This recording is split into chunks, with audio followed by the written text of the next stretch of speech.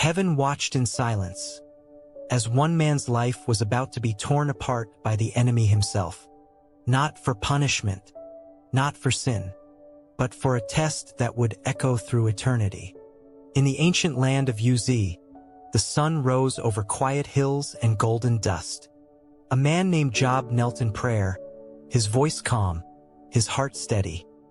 He was known not for power or wealth, though he had both, but for something far rarer, a blameless soul. He feared God. He turned away from evil, and even heaven took notice. But far beyond the clouds, in the unseen realms of light and darkness, another eye had fixed upon him, one filled not with love, but envy. Satan stood before the throne of God. When the sons of God gathered, the adversary came also, prowling, watching, measuring faith like a predator stalking the unshaken. And the Lord asked, "Have you considered my servant Job?" The question itself was a challenge. It wasn't that God didn't know Job's heart. It was that heaven was about to reveal something about the nature of faith itself. Satan sneered, "Does Job fear God for nothing? Haven't you placed a hedge around him? Bless him, protect him, enrich him, and he'll worship you. But take it away, and he'll curse you to your face." A silence fell that even angels dared not break. And then came the divine permission, mysterious, terrifying, purposeful. "Behold, all that he has is in your power. Only do not lay a hand on him." Few understood what came next. In a single day, Job's world collapsed. The oxen were stolen. The servants were slain. The sheep burned. The camels taken. And worst of all, the wind came and his children were gone. Still, Job knelt on the ground. His voice trembled, but his faith did not. "Naked I came from my mother's womb, and naked shall I return. The Lord gave, and the Lord has taken away. Blessed be the name of the Lord." And maybe that is our own hidden battle. When everything we built is stripped away, what remains of our worship? Is it gratitude or proof that we only loved God when life loved us back? Days passed. Then came the second test.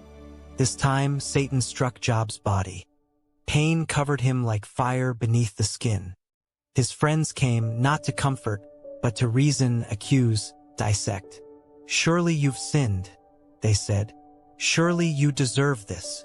But Job's silence said something louder than argument. Faith without evidence. Pattern interrupt, perspective shift.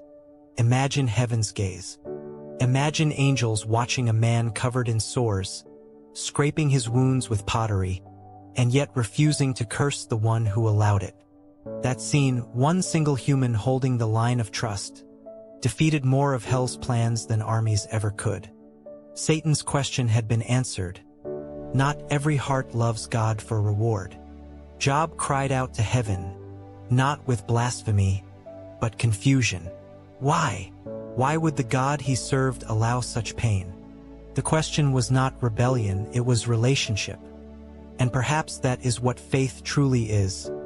Not the absence of questions, but the refusal to walk away while asking them. Have you ever felt that God was silent, not because he abandoned you, but because he was watching your faith breathe in darkness? As the storms quieted, a greater storm began inside Job's soul. His friends offered theology. God offered revelation. When the Almighty finally spoke, it wasn't to explain, it was to expand. "Where were you when I laid the foundations of the earth?" It was not a rebuke, it was an unveiling. Job saw what few humans ever glimpse, that God's wisdom is vaster than the pain we can understand. And in that moment, something in Job broke, and something greater was born. Faith matured from gratitude to surrender. Worship deepened from words to silence. And Job whispered, "My ears had heard of you, but now my eyes have seen you." Pattern interrupt, the turning point. The story could have ended there, in ashes and awe. But the same God who allowed loss also restored twice what was taken. Not as repayment, but as revelation. That surrender is never the end. It's the soil of renewal. Centuries later, the lesson remains. Satan still prowls, but he no longer seeks job, he seeks you. Not your money, not your comfort. He targets faith because faith is what exposes his defeat. Your losses, your pain, your silence before heaven. These are not signs of abandonment. They are invitations. Every trial still echoes Job's question. Will you love God when nothing makes sense? And maybe that's why the story was written, not to glorify suffering, but to reveal strength. A man once sat in ashes and proved to the universe that trust can exist without proof. So when you feel unseen, remember, you're not being punished. You're being proven. And somewhere in the silence between your why and your I still believe, heaven is watching and hell is trembling. Faith is not born in comfort. It is forged in fire. And the man who once lost everything became the evidence that love without reason is the most divine form of worship.